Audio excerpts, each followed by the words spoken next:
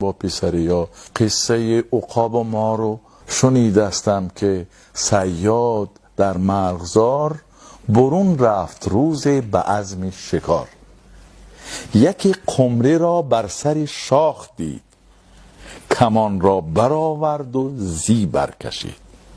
چو قمری نگه کرد به بالای خویش، یکی باشه دید در هوا چند پیش. بگفتا به بالا پرم باشه است، به پایان صیاد تیر بشه است.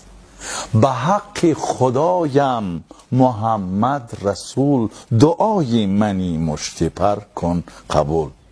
چو قمری بگریست نزد خدای، دعایش چنان شد مستجاب. یکی از قضا مار آمد پدید، پسی پای صیاد را محکم گزید. صیاد بلرزید و ز دستش خطا رفت تیر، که بر سینه باشه شد جایگیر.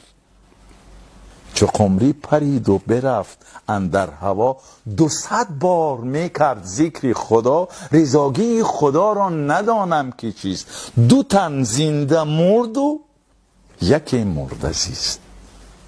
اگر تیغ گردون بجنبد ز جای، نبرد رگ را نخواهد خدای. یعنی این شعر